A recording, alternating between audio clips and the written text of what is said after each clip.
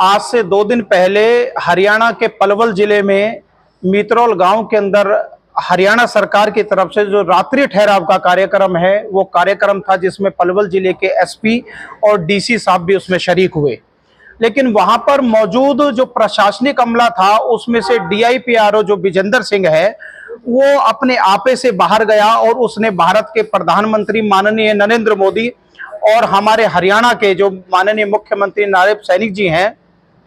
उनके digital India के कार्यक्रम को नेस्त नाबूद करते हुए लोकतंत्र के चौथे स्तंभ, जिसको हम पत्रकार जगत और मीडिया कहते हैं, उन पर आक्रमण करने का कार्य किया, उनको डराया, धमकाया और यहां तक धमकियां दी हमारे वरिष्ठ पत्रकारों को कि आप बाहर चलो, आपको देखते हैं, और मां बहन की गालियां तक देकर उनको संबोधित किया,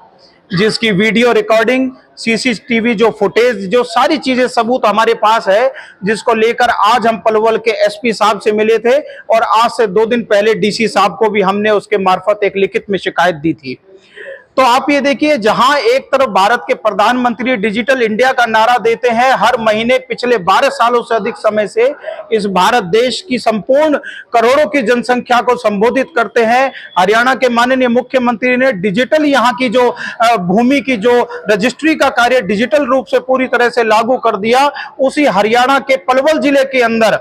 अगर यहाँ के डीआईपीआरओ के जैसा एक छोटा सा एक कर्मचारी, मैं तो कहूंगा जो जनता के पैसे की कमाई पर, जो उसके टैक्स के पैसों पर पलने वाला एक अधिकारी है, उसकी इतनी हिम्मत हो गई कि वो वरिष्ठ अधिकारियों को और लोकतंत्र के चौथे स्तंभ को दुत्कारने का और गालियां देने का काम करे। तो मैं आपके द्वारा ये मांग करना चाहूंगा, एसपी और डीसी साहब को हम अपनी लिखित रूप से अपनी मांगों को और शिकायतों को दे चुके हैं। यदि समयबद्ध तरीके से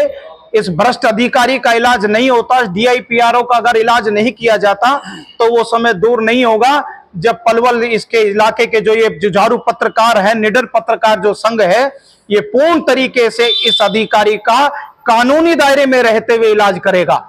अभी बहुत समय है पलवल के डीसी और एसपी साहब के पास, इस अधिकारी का इलाज करे, इस मामले को संज्ञान में ले, वरना ऐसा ना हो कि उसका इलाज निडर पत्रकार संघ को और कोर्ट और कचहरियों में जाकर हमें करना पड़े। और ये निडर जो पत्रकार संघ है, ये लोकतंत्र के चौथे स्तंभ पर हमला नहीं होने देगा। पिछले काफी समय से इस भ्रष्ट अधिकारी ने बहुत सारे पलवल के पत्रकारों के ऊपर झूठे जो है मुकदमे दर्ज कराए हैं, जिनके सारे सबूत हमारे पास हैं। वो पूरी तरह से झूठे जो है बयान और जो उनके ऊपर मुकदमे दर्ज कराए गए हैं। मैं इसकी कड़े शब्दों में निंदा करता हूं और आपके मार्फत से हरियाणा के मुख्यमंत्री आदरणीय नायब सिंह सैनी जी से मैं ये मांग करना चाहूंगा कि समय रहते जल्दी से जल्दी इस भ्रष्ट अधिकारी को पलवल की सीमाओं से परे कर दिया जाए, वरना यहाँ के जो पत्रकार और आम जनता है, इसका इलाज करने से पीछे नहीं हटेगी। इसलिए आपके द्वारा मेरी यही उनसे मांग है। क्या लगता है मित्तल जी, वरिष्ठ पत्रकार हैं सत्येंद्र सुतानी जी, उद्धत गर्ग जी, उन्होंने अपना सारा जीवन पत्रकारिता में व्यतीत कर दिया, क्या कहेंगे, किस तरीके का अपमान आज?